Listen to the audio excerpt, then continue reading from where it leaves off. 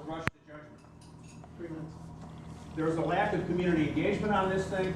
There was one hearing when it was adopted. Very little and not very sophisticated Tribune coverage of this.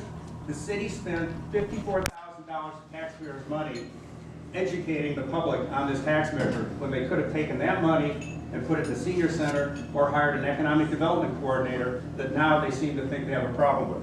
There are no guarantees. A dime of this stuff goes into any essential city service listed in the campaign material.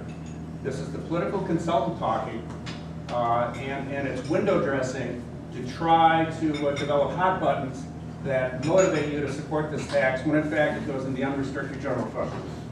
There's a $500 cap on businesses. There is no cap on residences. This hurts families. It hurts the resource center clientele because everybody with a cell phone is going to pay for this. 12-year-olds at the middle school pay this tax. Every kid in high school will pay this tax or their parents pay for it.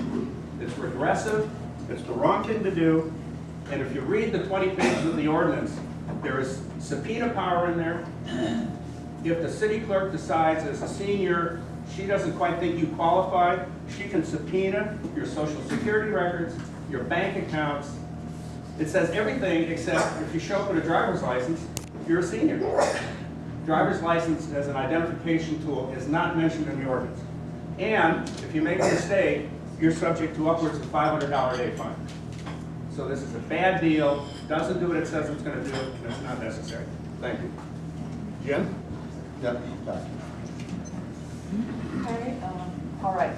So now we're going to enter into the... Well, don't we do the rebuttal? Yeah, that's what I was going to say. Oh, We're going to enter into the rebuttal period. Sorry. Again, 5 minutes will be addressed. I don't need a mic either. I've never been accused of being a soft voice. My name is Kalima Salahuddin again, and a lot of the things that he brought up I think will be addressed in the questions, so I'm just going to spend a little bit of our rebuttal time talking about the city services. I was a client of the Pacifica Resource Center. I live here because of Pacifica City Services. My 2 children are in the back there. I became a single mother very suddenly. I needed to find daycare. The city of Pacifica was the only city that would give me a daycare as a working parent. I lived in San Francisco at the time. They told me I needed to quit my job, get on welfare, get daycare, and then get my job back. That plan didn't sound that good to me, so I decided I would look elsewhere.